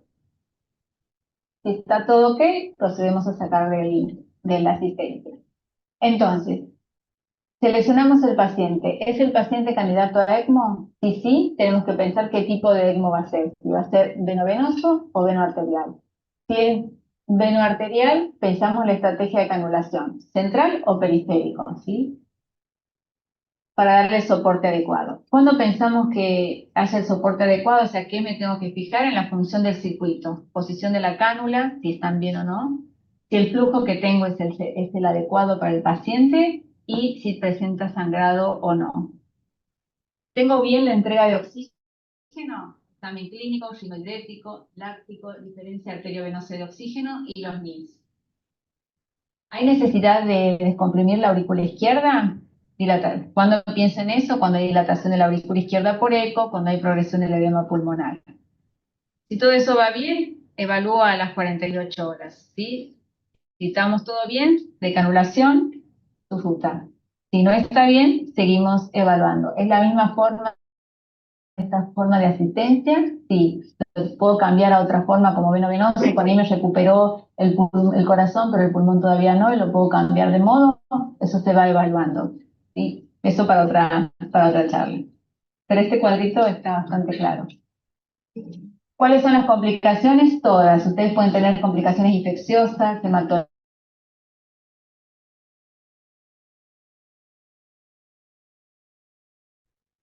Acá les he puesto las complicaciones nuestras. Fundamentalmente nosotros no tenemos las más frecuentes nuestras, este es nuestro centro. Las más frecuentes son las hemorrágicas y tanto de las cánulas como de la herida quirúrgica, ¿sí? Esas son las complicaciones más frecuentes, que es más o menos las mismas complicaciones que hay en los otros centros. Y con respecto a los resultados, este es nuestro centro, la sobrevida al alta de nuestros pacientes cardíacos, ya sean neonatales como pediátricos, están entre el 47 y el 51%, que son similares a los centros de otros lugares. El ECMO cardíaco es difícil, no difícil, sino a veces uno dice tanto esfuerzo y con cuál es el pronóstico. La verdad que hay un 51-52% de sobrevida, o sea que es importante, digamos, la sobrevida. Hay que hacerlo en forma adecuada. Hay que tener en cuenta cuáles son los riesgos, digamos, cuáles son los factores de mal pronóstico, digamos, ¿sí? Los predictores de mortalidad, está publicado en un journal clínico en el 2021, prematurez extrema, bajo peso extremo, la fisiología del ventrículo único sigue siendo un factor de alta mortalidad, un score alto de inotrópicos previo al ECMO, la asistencia respiratoria mecánica previo al ECMO, la acidosis previo al ECMO, la falla renal, el sangrado y un ECMO de mayor de 7 días ya tiene un pronóstico menos favorable. Estamos hablando de ECMO cardíaco, ¿no? Y este otro estudio, que es un poquito más viejo, digamos, más o menos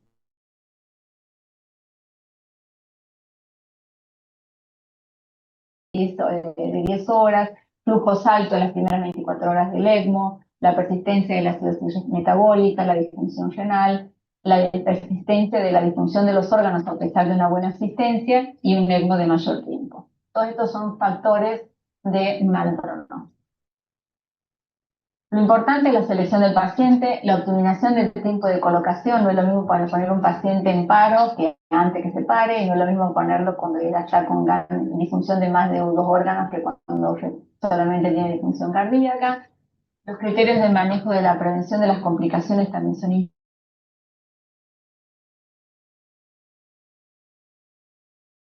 Puede lograr un resultado mejor.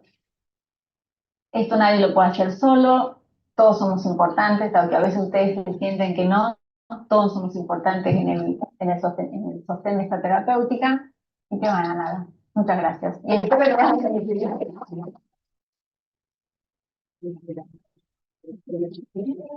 Bueno, muchas gracias, Chunchi. La verdad que siempre aprendemos más de una cosa cuando la escuchamos. ¿Dudas, preguntas? En el chat también los leemos si hay alguna duda o algo que nos quieren consultar. Si no, nos estamos viendo la semana que viene, el próximo jueves, arrancamos con quemados y posteriormente vamos a cerrar con la parte cardiológica, donde lo vamos a invitar también a poder participar de forma presencial a todos los centros, ¿sí? A que puedan asistir y a hacer las simulaciones, que va a estar muy bueno. Muchas gracias y hasta luego.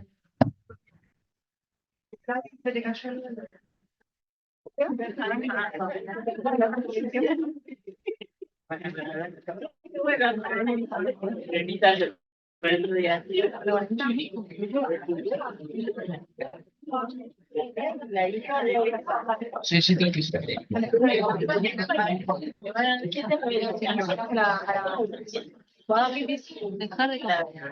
Los B3 son los B2.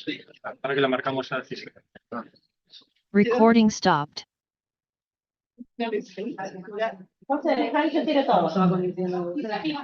Tranquila que yo me encargo.